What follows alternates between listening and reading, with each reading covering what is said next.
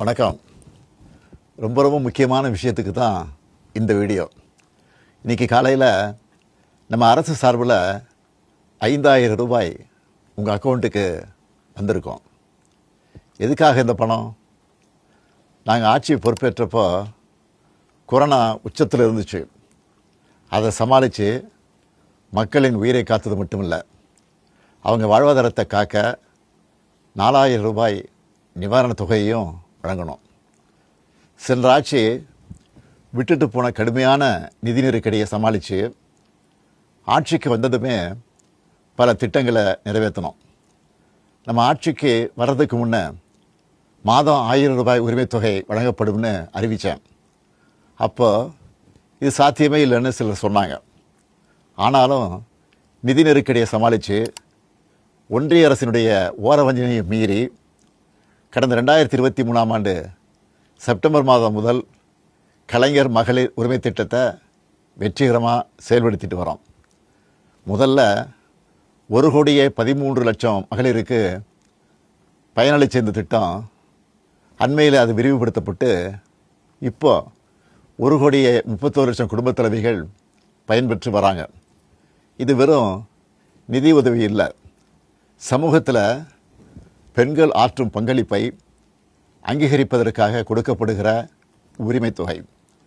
இந்த தொகையை வச்சு அன்றாட வீட்டு செலவுகள், குடும்பத்தில் ஏற்படும் மருத்துவ செலவுகள், குழந்தைகளுக்கான கல்வி செலவுகள் என பல அத்தியாவசிய செலவுகளை மகளிர் தாங்களே நிறைவு செய்ய இந்த திட்டம் வழிவகுத்துச்சு.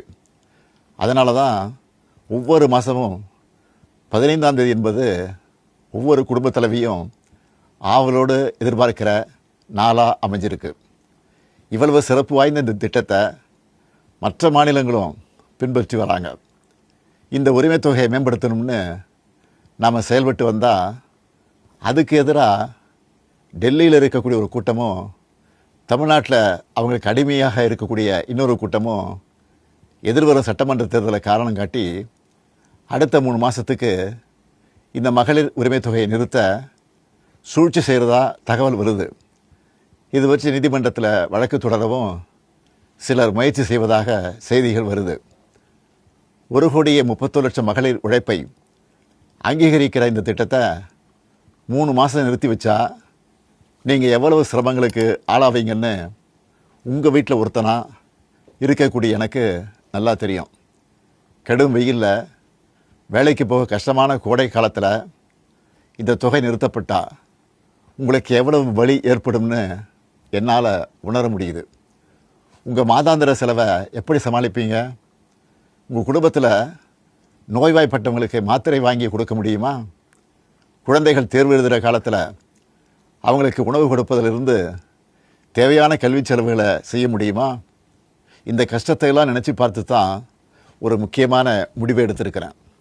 அதன்படி இந்த பிப்ரவரி மாதம் மட்டும் இல்லாமல் அடுத்த 2 மாதம், அதாவது மார்ச் ஏப்ரலுக்கான உரிமை தொகை தவணைகளை சேர்த்து 3,000 ரூபாயும், கூடுதலாக கோடைக்கால செலவுகளை கருத்தில் கொண்டு மேலும் 2,000 ரூபாய் சிறப்பு தொகையும் சேர்த்து இந்த பிப்ரவரி மாதம் 5,000 ரூபாயை சிறப்பு மகளிர் உரிமை தொகையாக 1,31,00,000 பெண்களுக்கு வழங்க உத்தரவிட்டிருக்கிறேன்.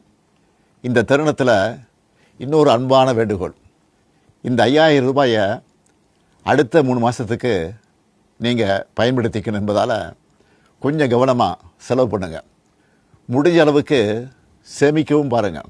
அன்பு சகோதரிகளே, உங்கள் ஆதரவோடு அடுத்து அமையப்போகிறதும் திராவிட மாடல் ஆட்சி தான். அதனால் நீங்கள் மனம் குளிரும் சிறப்பான ஒரு அறிவிப்பையும் இந்த நேரத்தில் சொல்ல விரும்புகிறேன்.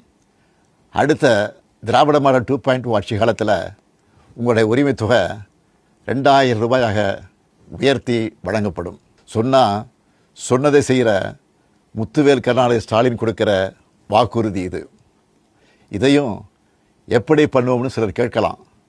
கடந்த ஆட்சியின் 10 ஆண்டுகளில் தமிழ்நாடு அடைய முடியாத பொருளாதார வளர்ச்சியை இந்தியாவே திரும்பி பார்க்க அளவுக்கு சாதித்து காட்டினவங்க நாங்கள்.